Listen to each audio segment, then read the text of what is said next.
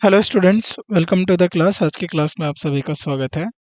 तो लास्ट दो क्लास में हम ऑर्गेनिक कंपाउंड्स को लेकर आपके साथ चर्चा कर रहे हैं।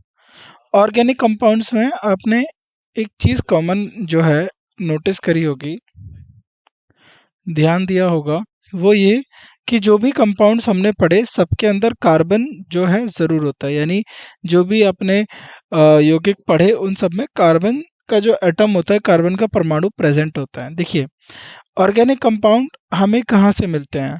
ऑर्गेनिक जो कंपाउंड होते हैं वो हमें लिविंग, और इनको कहते भी हम क्या है, कार्बोनिक कंपाउंड। तो ये लिविंग ऑर्गेनिजम्स से मिलते हैं,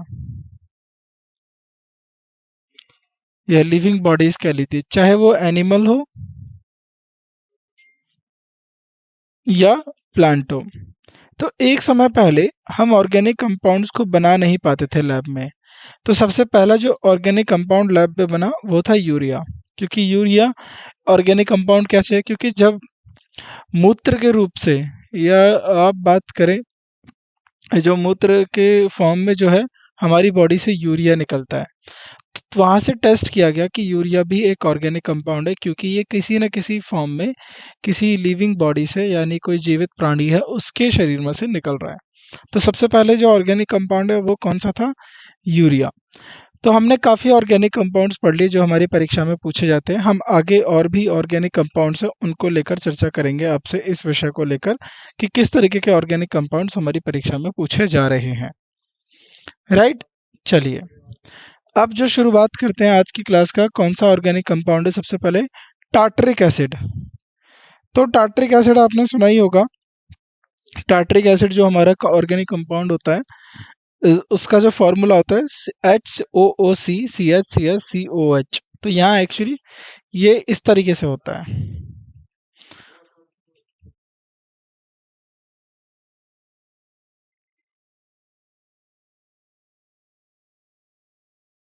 ठीक है, तो यहाँ पर आपको जो है ऑर्गेनिक कंपाउंड बनेगा,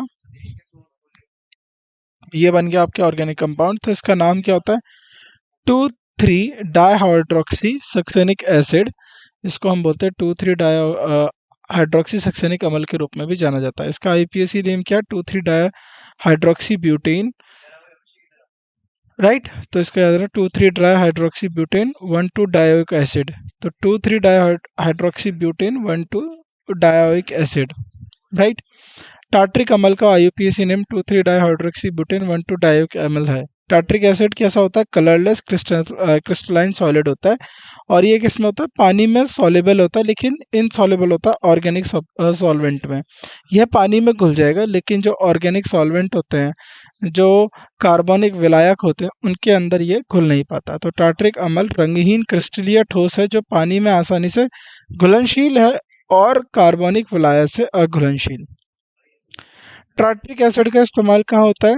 इन carbonated beverages and effervescent tablets. तो ये कार्बोनेटेड जो पिए जो पाए होते हैं, पदार्थ होते हैं, जैसे आपने देखा होगा सोडा वाटर जो होता है, ये कार्बोनेटेड पदार्थ होता है, उनमें और चमकती गोलियों में इसका जो है इस्तेमाल किया जाता है। बेकिंग पाउडर में टार्ट्रिक एसिड का इस्तेमाल किया जाता है। एज अ मॉडरेट के रूप में भी टार्ट्रिक एसिड का सिल्वरी शीशा और दर्पण को, चांदी को चमकाने के लिए टार्ट्रिक एसिड का यूज़ करा जाता है। और टैनिंग टैनिंग से हटने के लिए भी, खत्म करने के लिए भी टार्ट्रिक एसिड का यूज़ करा जाता है। अब आता है सिट्रिक एसिड। देखिए, जो सिट्रिक एसिड भी होता है ना, ये हमें फलों से मिलता है। तो इसीलिए भी ये, जैसे लेमन जूस हो गया, लेमन जूस के अंदर जो आपको खट्टापन लगता है, कैसे पता कर सकते हैं कि जैसे अमल खट्टा होता है? तो आपने टमाटर में ऑक्जेलिक एसिड होता है, लेमन हो गया, दूध, मैंने बोला दूध जब खराब हो जाता है, तो लास्ट लेक्चर में हमने लैक्टिक एसिड के बारे में बात करी थी। तो उन सब में क्या होता है? खट्टापन, आपको स्वाद आता है, तो वही हमारा क्या होता है? एसिड होता है। अब सिट्रिक एसिड क्या होता है हमारा? 2 hydroxy propane 1,2,3 tri acid is known as citric acid. तो इसका कॉमन नेम है सिट्रिक एसिड, और इसका केमिकल नेम क्या है? 2 hydroxy propane 1,2,3 tri acid. It occurs in juice of citrus fruit. तो जो भी सिट्रस फ्रूट होते हैं, जो खट्टे फल होते हैं, उनके जो जूस है उसके अंदर जो है, उनके जूस में जो है क्या होता है, ये जब आपको जूस में जो है सिट्रिक एसिड की मात्रा होती है। जैसे यह नींबू हो गया, चूना हो गया, गलगल हो गया और संतरे जैसे खट्टे फलों के रसों में पाया जाता है। Lemon juice contain 7 to 10% citric acid. तो लेमन जूस के अंदर सिर्फ 7 से लेकर 10% तक सिट्रिक एसिड होता है, बाकी उसमें पानी होता है। Citric acid form large colourless crystal and monohydrate citric acid H2O। तो सिट्रिक एसिड जो होता है वो मोनोहाइड्रेटेड सिट्रिक साइट्रिक एसिड H2O के बड़े रंगीन क्रिस्टल बनाता है। It is very soluble. अब जाहिर सी बात है, इसको बताने की ज़रूरत नहीं है कि ये सॉल्युबल है। आपने नींबू पानी बनाया होगा। अब गर्मियों के सीज़न में क्या होता है, जो ग्रीष्म ऋतु होती है उसमें आप नींबू पानी बनाते हो, तो नींबू को आप पानी में डालते हो वो तुरंत घुल जाता है। तो it is very soluble in water, ये पानी में बहुत ज़्यादा सॉल्युबल होता है। And alcohol but it is Sprüngli soluble in ether. तो ये अल्कोहल और पानी में बहुत सॉल्युबल होता है, काफ़ी घुलनशील है, बहुत घुलनशील है, लेकिन ईथर में कम, स्प्रिंगली जो है कम घुलनशील है, स्प्रिंगली घुलन जो है कम। अब सिट्रिक एसिड का यूज़ कहाँ कहाँ होता है? As an acidulant in carbonated soft drinks, jams, jellies, candles etcetera. तो कार्बोनेटेड सॉफ्ट ड्रिंक्स हो गया, जैम्स हो गए, जाली हो गया, कैंडल्स हो गए आदि में अम्लीय के रूप में, इनमें अगर आपको एसिड के लिए रिक्वायरमेंट होती है तो सिट्रिक एसिड को डाला जाता है। As medicinal in the form of effervescent salts, magnesium citrate and laxative. तो औषधीय के रूप में इफरवेसेंट सॉल्ट में मैग्नीशियम साइट्रेट एक रेचक के रूप में इस्तेमाल किया जाता है। एज एस्टर, तो एस्टर के तौर पे ये tributyl citrate that are good plasticisers for lacquers and varnishes. तो ये एस्टर के रूप में, जैसे कि ट्रिब्यूटाइल साइट्रेट के रूप में, जो लाह और वर्निश के लिए सबसे अच्छा प्लास्टिसाइजर के रूप में इस्तेमाल किया जाता है। अब आता है आपका बेंजीन, C6H6। इसको बोलते हैं बेंजीन, या ये वाला जो स्ट्रक्चर होता है ये साइक्लिक स्ट्रक्चर होता है, चक्रीय स्ट्रक्चर होता है। मॉलिक्यूलर फार्मूला ऑफ बेंजीन क्या हो गया, देखिए C6H6 कैसे, 1 C 2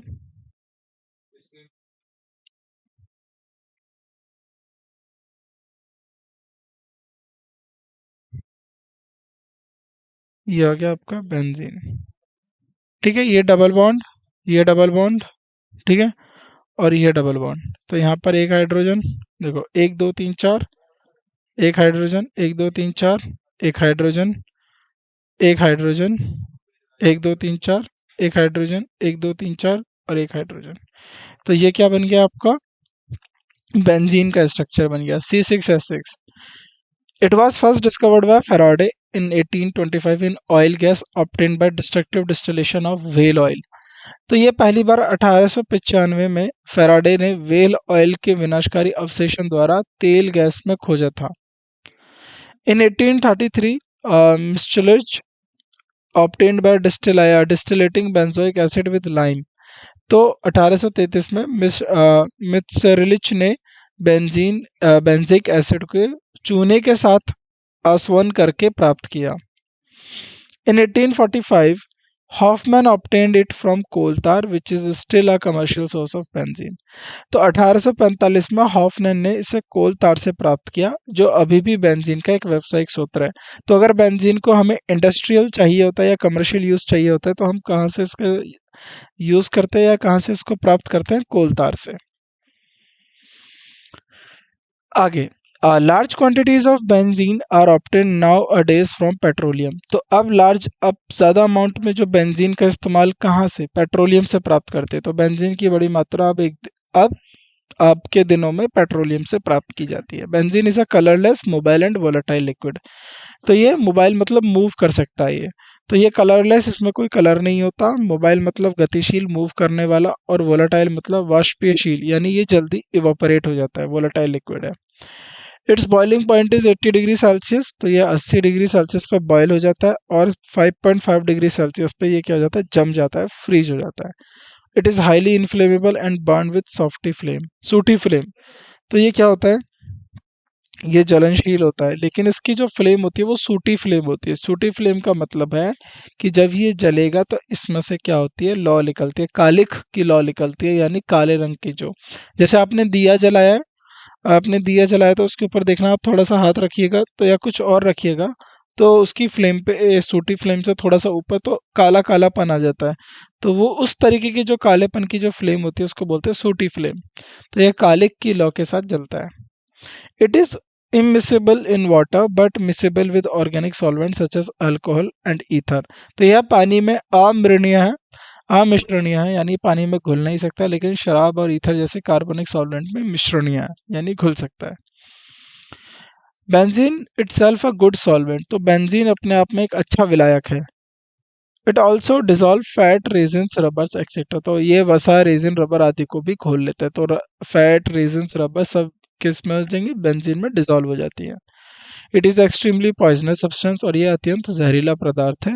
इनहेलेशन ऑफ वेपर्स और absorption through skin has a toxic effect. अगर इसको वाष्प यानी इसके वेपर्स को सांस से लेने या त्वचा के माध्यम से ये टच होता है या कुछ होता है तो अवशेषण का विषवक्त प्रभाव पड़ता है, यानी इसका जो प्रभाव है वो काफी जो है खतरनाक होता है। Benzene react with chlorine in presence of sunlight और ultraviolet to give benzene hexachloride. तो अगर बेंजीन सूर्य के प्रकाश या पैराबैंगनी या अल्ट्रावायलेट प्रकाश की उपस्थिति में क्लोरीन के साथ अभिक्रिया करके ये बेंजीन हेक्साक्लोराइड बना देता है। तो यहाँ से क्या हो जाता है, यहाँ से बेंजीन के जो हाइड्रोजन है वो निकल के उसके साथ क्लोरीन जो है अटैच हो जाता है। Out of 9 theoretically possible isomers of benzene hexachloride, the alpha isomers is the most important and used as a powerful insecticide under the name of कैमेक्सिन और 666 और लिंडेन। तो बेंजीन हेक्साक्लोराइड के 9 सैद्धांतिक रूप हैं। उसमें से संभावित समन्वयों में से जो गामा संपरूपता सबसे महत्वपूर्ण है और इसका उपयोग कैमेक्सिन या 666 या लिंडेन के नाम से भी गतिशील कीटनाशक के रूप में किया जाता है। बेंजीन का उपयोग, बेंजीन का यूज इन ड्राई क्लीनिंग, या ड्राई क्लीनिंग में इस्तेमाल होता है। As a motor fuel mixed with petrol. तो पेट्रोल में मिलाकर इसको मोटर फ्यूल या मोटर के ईंधन के रूप में इस्तेमाल किया जाता है। सॉल्वेंट विलायक के तौर पर अभी हमने बताया था, वसा में रबर ये सब इसको घोल देता है। और गामा मैक्सिन जो कीटनाशक है उसके तौर पे भी इसका इस्तेमाल किया जाता है for making dye drug plastic. और रंजक दवाएं प्लास्टिक बनाने के लिए भी बेंजीन का इस्तेमाल किया जाता है। अब आता है आपका नाइट्रोबेंजीन।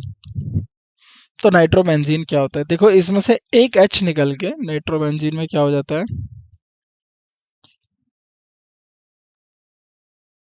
NO2। ये नाइट्रोबेंजीन है। Nitrobenzene sometime call artificial oil of bitter almonds और oil of mirbane as it odour like that of bitter almonds.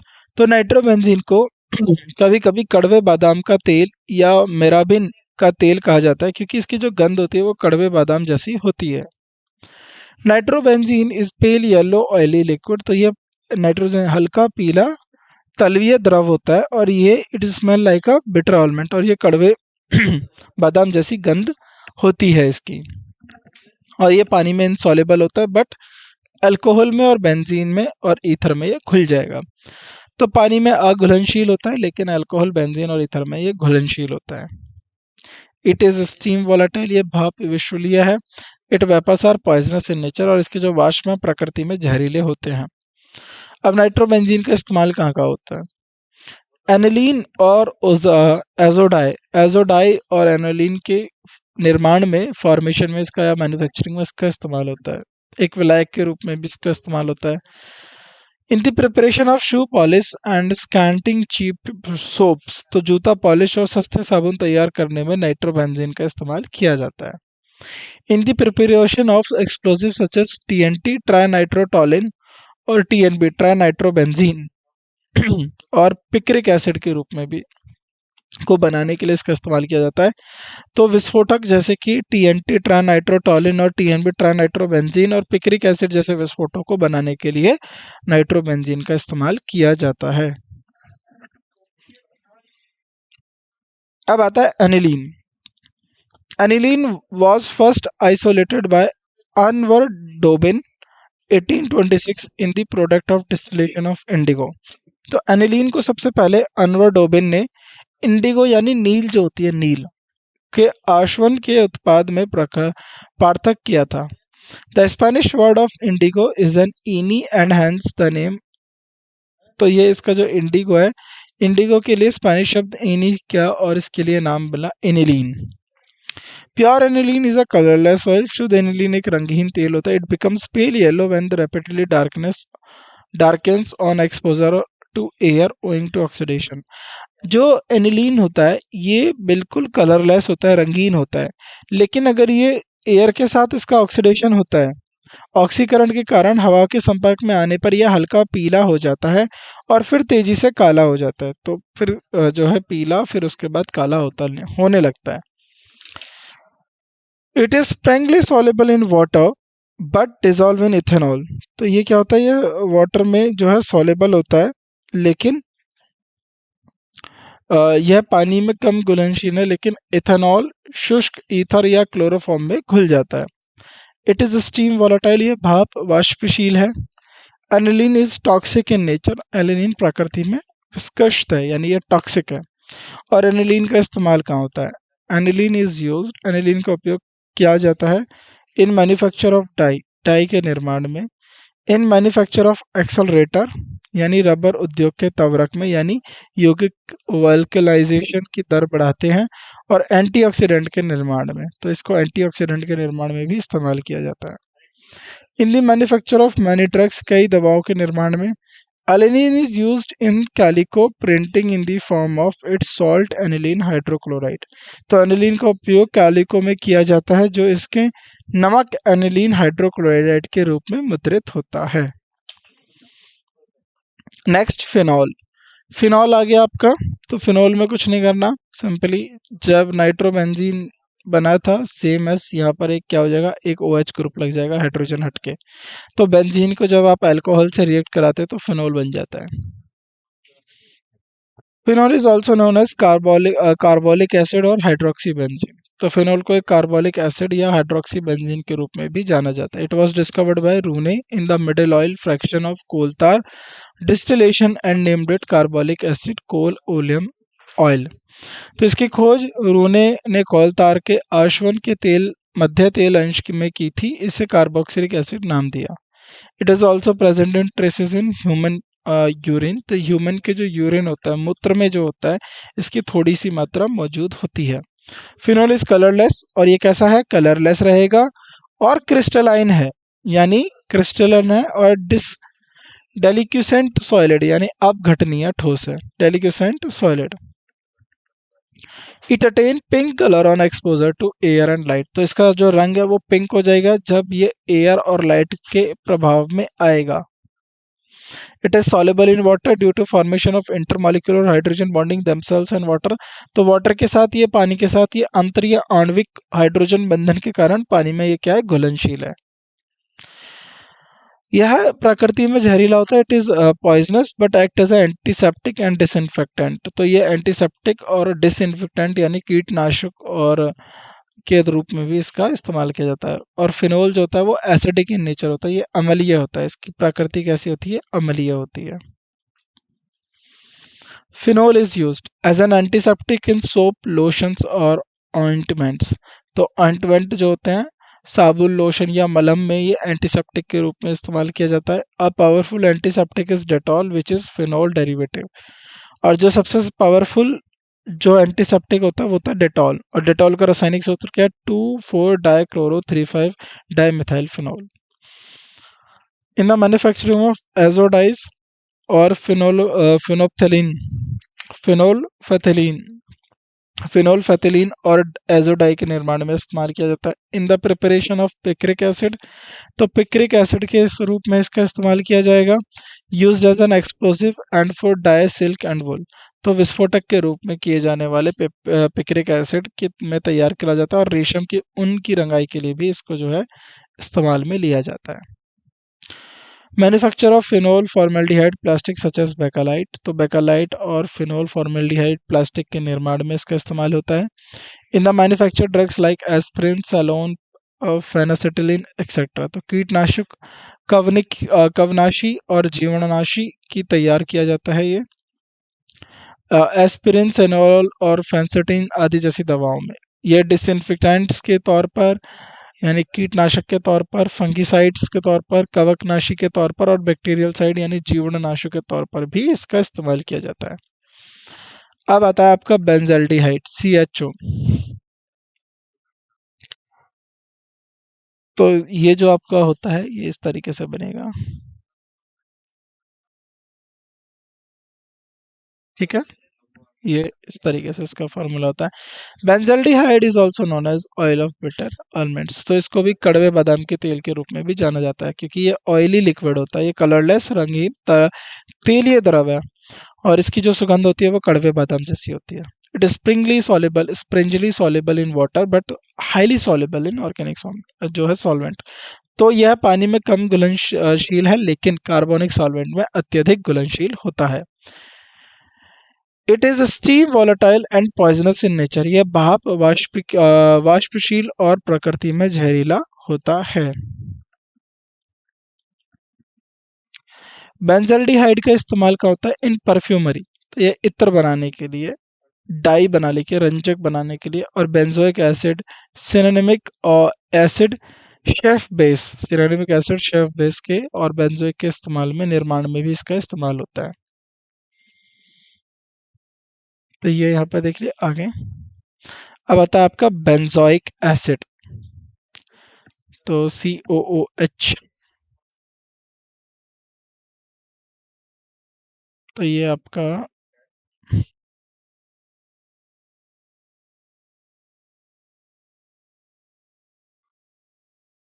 ठीक, ये आपका होता है benzoic acid. Benzoic acid found in nature combined state as ester in blossoms and in free state some resins like gum benzoin। तो benzoin अम्लीय प्रकृति में संयुक्त अवस्था में बम में जो है किस में मिलेगा, एस्टर के रूप में, और कुछ रेजिन जैसे गम बेंजाइन की में मुक्त अवस्था में पाया जाता है। It also occur in urine of horses in the form of hippuric acid benzoyl glycine. तो यह हिप्यूरिक अम्ल में यानी बेंजोइल ग्लाइसिन के रूप में घोड़ों के मूत्र में भी होता है। Benzoic acid is colourless crystalline compound, और यह कैसा होता है, अम्लीय और रंगीन क्रिस्टलीय यौगिक है। It is sparingly soluble in cold water but fairly soluble in hot. तो यह ठंडे पानी में कम घुलनशील है, लेकिन गर्म पानी में काफी घुलनशील होता है। It is also soluble in alcohol और ईथर, और यह अल्कोहल और ईथर में भी घुलनशील है। It vapours are irritating and cause coughing and sneezing. तो इसके वाष्प परेशान करने वाले होते हैं, और ये खांसी और छींक का कारण बनते हैं। अब बेंजोइक एसिड का इस्तेमाल क्या क्या होता है वो और देखते हैं अभी हम। In medicine in the form of its salt specially as urine antiseptic. तो चिकित्सा में इसके लवण के रूप में, विशेष रूप से मूत्र एंटीसेप्टिक के रूप में इस्तेमाल किया जाता है। Sodium benzoate for food preservation. तो इसमें सोडियम, भोजन के परिरक्षण के लिए सोडियम बेंजोएट के रूप में। In treatment of skin like disease eczema. Eczema जो होती है ना, त्वचा की एक खुजली हो जाती है, उसको बोलते हैं एक्जिमा। एक्जिमा जैसी त्वचा रोगों के उपचार के लिए भी इसका इस्तेमाल किया जाता है। सैलिसिलिक एसिड या ortho hydroxy benzoic acid. Salicylic acid is present in many essential oils in the form of Easter. तो सैलिसिलिक अम्ल कई आवश्यक तेलों में ईस्टर के रूप में मौजूद होता है। Oil of winter green is methyl ester of salicylic acid. तो विंटर ग्रीन का तेल सैलिसिलिक अम्ल का मिथाइल ईस्टर होता है। It is colourless needle shaped crystalline compound. तो यह रंगीन सुई के आकार एक क्रिस्टलाइन यौगिक है। It is steam volatile and poisonous in nature. यह भाप वाष्पशील और प्रकृति में जहरीला होता है। However, it is used in medicine internally and externally as antipyretic और एंटीसेप्टिक। हालांकि इसका उपयोग दवा में आंतरिक और बाह्य रूप से ज्वरनाशक और एंटीसेप्टिक के रूप में भी किया जाता है। Salicylic acid form many important compound such as aspirin, methyl salicylate, phenyl salicylate और सलोल एक्सेट्रा। तो सैलिसिलिक कई महत्वपूर्ण यौगिक जैसे कि aspirin, methyl salicylate, phenyl salicylate, salol आदि को निर्माण में कार्य करता है। टोलिन इज दी, अगला आता है टोलिन, C6H5CS3। तो ये तो टोलिन सिंपल है। Toluene is the simplest homology of benzene. तो टोलिन बेंजीन का सबसे सरल समरूप है। It was first obtained by dry distillation of tolu balsam and hence it name is toluene. तो ये सबसे पहले टोलुबलाज्म के शुष्क आश्वन द्वारा प्राप्त किया गया था और इसलिए इसका नाम टोलिन है। It is present in coal tar और यह कोलतार में मौजूद है। Toluene is commercially known as toluol. तो टोलिन का व्यावसायिक रूप से टोलुल के रूप में जाना जाता है। The main source of commercial production of toluene is the light oil fraction of coal tar. तो टोलिन का व्यावसायिक उत्पादन मुख्य स्रोत कोलतार का हल्का तेल अंश है। टोलिन का इस्तेमाल, the manufacture of try nitrotoluene is highly explosive substance. तो टीएनटी ट्राई नाइट्रोटोलिन एक अत्यधिक विस्फोटक पदार्थ में इसका इस्तेमाल किया जाता है एज एन इंडस्ट्रियल सॉल्वेंट और ड्राई क्लीनिंग। तो ये औद्योगिक विलायक के रूप में और ड्राई क्लीनिंग के रूप में इसका जो है इस्तेमाल किया जाता है, right, as a petrol substance. और ये पेट्रोल के सब्सिट्यूट में भी देखा जा रहा है कि पेट्रोल के विकल्प में टोलिन का भी इस्तेमाल किया जा सकता है in the manufacture of certain dyes and drugs. कुछ रंगों की दवाएं और निर्माण के रूप में भी इसका इस्तेमाल किया जाता है। अब आता है naphthalene C10H8। Naphthalene is found in the middle oil fraction of coal tar to an extent 6 to 10%। कोल तार के मध्य तेल अंश नैप्थलीन 6 से 10% तक पाया जाता है। In cooling, the middle oil fraction contain the major portion of naphthalene crystallizes out। तो ठंडा होने पर नैप्थलीन के प्रमुख भाग वाले मध्य तेल अंश क्रिस्टलीकृत हो जाते हैं।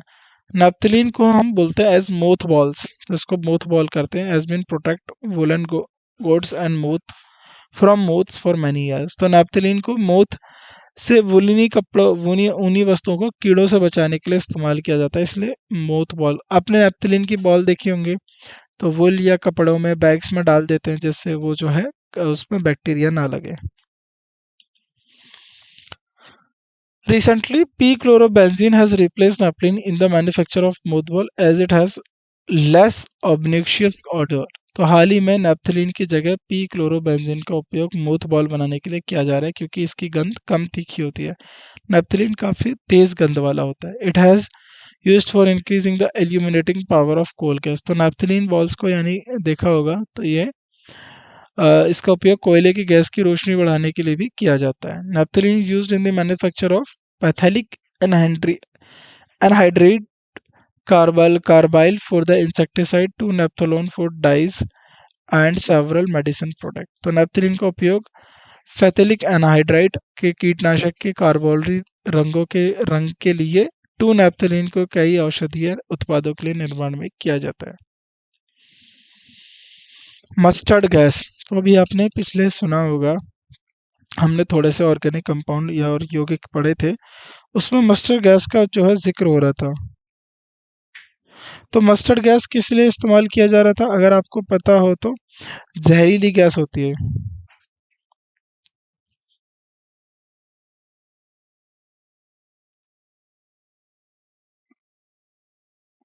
चलिए, डाइक्लोरो मस्टर्ड गैस क्या होती है? Dichloro ethyl sulphide is a mustard gas. Dichloro ethyl sulphide एक मस्टर्ड गैस है। It is not a gas but oil liquid with mustard like smell. तो यह गैस नहीं है बल्कि सरसों जैसे गंध वाला तेलीय द्रव है। तो इसमें से मस्टर्ड जैसी स्मेल आती है। It's boiling point is 215 degree Celsius और इसका कथनांकन 215 डिग्री सेल्सियस है। यह पानी में अघुलनशील है लेकिन इथाइल अल्कोहल और ईथर में यह घुल जाता है। Mustard gas vaporises when sprinkled by means of bursting it shells. तो फटने वाले गोले के माध्यम से छिड़का जाने वाला मस्टर्ड सरसों गैस विषकृत हो जाती है। It produces painful blisters on skin and has very destructive effect on lungs and air passages. यह त्वचा पर दर्दनाक छाले पैदा करता है और फेफड़ों और वायु मार्ग पर बहुत विनाशकारी प्रभाव पड़ता है। तो देखा होगा, और इसको क्या करते थे, वर्ल्ड वॉर वन में इसका इस्तेमाल करा था। तो मस्टर्ड गैस के गोले बनाते थे और उसको फेंक के मारा करते थे दुश्मन एक दूसरे के ऊपर। तो क्या होता था, जब वो गैस गोला फटता था तो उसमें से ये वेपराइज हो जाता था, इसके वाष्प बन जाते थे मस्टर्ड गैस के, जिसकी वजह से जो सोल्जर थे जो वहाँ पर सैनिक थे उनकी जो स्किन थी उस पर बहुत छाले पड़ने लगते थे और उनके लंग्स और ये जो श्वसन का जो तंत्र है उसको बहुत ज़्यादा प्रभाव पड़ता था, खराब कर देते थे। It is generally known to have prolonged action causing death after about 4 days। तो आमतौर पर लंबे समय तक कार्रवाई करने के लिए जाना जाता है, जिससे लगभग 4 दिनों के बाद इंसान की मृत्यु हो जाती है। It was use as poisonous gas in world war 1। तो इसका उपयोग प्रथम विश्व युद्ध में जहरीली गैस के रूप में भी किया गया था। लुइसाइड, ल्यूसाइड क्या होता है? ये एक और पॉइजनस गैस है। एसिटालाइन एसिटालाइन combined with arsenic chloride AsCl3 in presence of anhydrous ammonium chloride to form a powerful poisonous gas which is known as leucite। तो एसिटालाइन निर्जल अमोनियम क्लोराइड की उपस्थिति में AsCl3 के साथ मिलकर एक शक्तिशाली जहरीली गैस बनाता है जिसे ल्यूसाइड के रूप में जाना जाता है। It is more poisonous than mustard gas and was used in world war 2। तो ये मस्टर्ड गैस से अधिक जहरीली है और इसका उपयोग द्वितीय विश्व युद्ध में किया गया था। The British chemist developed an antidote of lewisite named BL। तो ब्रिटिश रसायन वैज्ञानिक जो थे उन्होंने ल्यूसाइड के लिए एक मारक विकसित किया गया जिसका नाम रखा बैल, ब्रिटिश एंटी ल्यूसाइड। मिथाइल आइसोसाइनाइड, ये भी एक जहरीली गैस है। अगर आपको पता हो भोपाल गैस ट्रेजेडी 1984 दिसंबर का टाइम था, तो यूनियन कार्बाइड एक फैक्ट्री थी जो फर्टिलाइजर्स बनाती थी। उस यूनियन कार्बाइड की फैक्ट्री में एक हादसा हुआ, वहाँ से एक गैस का जो टैंक है वो लीक कर गया। वो गैस थी मिथाइल आइसोसाइनाइड, जिसकी वजह से हज़ारों लोगों की जो है जान गई और काफ़ी हज़ार लोग इससे प्रभाव इसकी गैस के द्वारा उनको काफ़ी दर्दनाक प्रभाव कह सकते हैं, खतरनाक प्रभाव देखने को मिले। Methyl isocyanide is a poisonous gas which was leaked out during Bhopal gas tragedy in 1984 through the Union Carbide Company of USA where insecticides were manufactured। तो वो यूनियन कार्बाइड थी, वहाँ पर कीटनाशक बनाया करते थे। तो दिसंबर 1984 में यूनियन कार्बाइड की लापरवाही की वजह से ये जो गैस है मिथाइल आइसोसाइनेट लीक कर गई और जिसकी वजह से लाखों जो हज़ारों लोग हैं वो मर गए। अगला आता है टीयर गैस। तो आपने देखा होगा टीयर गैस, पुलिस ये सब अनकंट्रोल्ड मोब, जब लोग ज़्यादा भीड़ अनियंत्रित हो जाती है तो टीयर गैस का इस्तेमाल करते हैं। Tear gas is usually used in controlling the uncontrolled mob. आंसू गैस का इस्तेमाल आमतौर पर अनियंत्रित भीड़ को नियंत्रित करने के लिए किया जाता है। This gas has unique characteristics and when it comes in the contact of eye there is a bitter burning or pain in the eyes and tear are produced। तो इस गैस की विशेषता क्या है कि जब ये आंखों के संपर्क में आती है तो आंखों में तेज जलन या दर्द होता है और इससे आंसू निकलने लगते हैं। There are many tear gas like alpha chloro, acetophenone और एक्रोलिन। तो कई प्रकार के आंसू गैस हैं जैसे कि अल्फा क्लोरो, एसिटोफिनोल और एक्लोरिन। पॉलीथीन, तो पॉलीथीन जो आप सबसे ज़्यादा यूज़ करते हैं उसके बारे में देखते हैं। When ethane is heated to 473 Kelvin under a pressure of 1500 atmospheres and is presence of traces of oxygen 0.001 to 0.1, it goes polymerization to form polythene। जब एक इथीन 1500 वायुमंडलीय दबाव में ऑक्सीजन के निशान खत्म हो जाते हैं और इसको 473 केल्विन तक गर्म किया जाता है तो ये पॉलीथीन बनाने के लिए एक बहुक्रियक विकिरण से गुजरता है। It is use in the manufacture of pipe, toy, bag, wire, insulator और बोटल्स एक्सेट्रा। तो ये किस किस में इसका इस्तेमाल होता है? पाइप, खिलौने, बैग, तार, इंसुलेटर, बोतल बनाने में इसका निर्माण किया जाता है। Teflon, Teflon is manufactured by heating tetrafluoroethylene in presence of peroxide और ammonium persulphate catalyst at a high pressure. तो टेफ्लॉन का निर्माण टेट्राफ्लोरोइथीन के उच्च दाब पर पेरोक्साइड पेरोक्साइड या अमोनियम पर सल्फेट उत्प्रेरक की उपस्थिति में गर्म करके किया जाता है। Teflon is flexible and inert to solvents and to boiling acid even to aqua regia and is stable up to 598 kelvin. तो टेफ्लॉन लचीला और विलायकों को और उबलते एसिड के लिए निष्क्रिय है, यहाँ तक कि एक्वा में के लिए भी 598 केल्विन तक स्थिर है। Because of its great chemical inertness and high thermal stability, Teflon is making for non-sticky utensils. तो अपना रासायनिक जड़ता और उच्च तापीय स्थिरता के कारण टेफ्लॉन को नॉन स्टिकी बर्तनों के लिए भी इस्तेमाल किया जाता है। For this purpose, a thin layer of Teflon coated with inner side of vessels. तो इस उद्देश्य के लिए बर्तनों के अंदरूनी हिस्से पर टेफ्लॉन की एक पतली परत चढ़ाई जाती है। Teflon is used making gaskets, pump packing, valve seals, non-lubricated bearings, filter cloth. तो टेफ्लॉन का उपयोग gasket, pump packing, valve seal और गैर चिकनाई वाले बैरिंग, फिल्टर, कपड़े आदि बनाने के लिए इसका इस्तेमाल किया जाता है। इट इज प्रिपेयर्ड बाय अब आता है हमारा पॉलीविनाइल क्लोराइड क्या होता है। It is prepared by heating vinyl chloride is an inert solvent in the presence of benzyl peroxide. तो यह बेंजाइल पेरोक्साइड की उपस्थिति में एक निष्क्रिय विलायक में विनाइल क्लोराइड को गर्म करके तैयार किया जाता है। और पॉलीविनाइल क्लोराइड से thermoplastic and it's plasticity can be increase by adding plasticisers. तो इससे थर्मोप्लास्टिक्स बनाए जाते हैं और उसकी प्लास्टिसिटी को बढ़ाने के लिए प्लास्टिसाइजर्स जैसे कि ईस्टर ऑफ पैथेलिक एसिड के रूप में मिला दिया जाता है। और ये इलेक्ट्रिक इंसुलेटर होता है, यानी विद्युत के लिए इंसुलेटर होता है और रेजिस्टेंट टू फायर, और इसमें आग लगने से के लिए प्रतिरोधक होता है। अब इससे क्या क्या बनता है, इससे शीट्स बनती है, पाइप बनती है, वाटरप्रूफ आउटर क्लोथिंग बनता है, रेनकोट बनते हैं, इससे हैंडबैग बनते हैं, टेबल क्लॉथ बनता है, प्लास्टिक डॉल बनता है, ग्रोमोफोन रिकॉर्ड्स करने के लिए फ्लोर कवरिंग बनती है, इलेक्ट्रिकल इंसुलेटिंग कोटिंग बनता है, इलेक्ट्रिक केबल्स बनता है, किससे, पॉलीविनाइल क्लोराइड। पीवीसी की पाइप भी आती है, आपने देखा हो तो। न्योप्रिन, न्योप्रिन एक सिंथेटिक रबर होती है, और यह कब यानी कृत्रिम रबर है, यह नेचुरल नहीं है। It was first synthetic rubber manufactured on large एक। तो ये पहली जो रबर थी सिंथेटिक रबर जिसको बड़े पैमाने पर निर्मित किया। इट इज ऑल्सो कॉल्ड डाइप्रिन, तो इसको डाइप्रिन के नाम से भी जाना जाता है। इट्स मोनोमर इज, इसका मोनोमर क्या होता है, क्लोरोप्रिन। तो क्लोरोप्रिन यानी 2-क्लोरोब्यूटा 1,3-डाइन।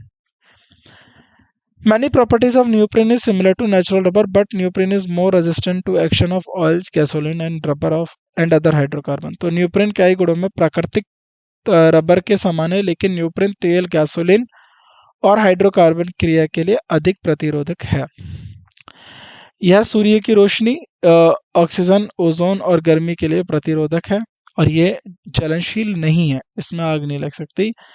इसीलिए जो रेफ्रिजरेटर होता है, ऑटोमोबाइल हो गया, horses of petrol and oil container, insulating of electric wires और कन्वेयर बेल्ट। तो इसका उपयोग ऑटोमोबाइल, रेफ्रिजरेटर के पुर्जों, पेट्रोल और तेल के कंटेनरों के लिए, होज, बिजली के तारों को इंसुलेशन, कन्वेयर बेल्ट बनाने के लिए किसका, नियोप्रिन का इस्तेमाल किया जाता है।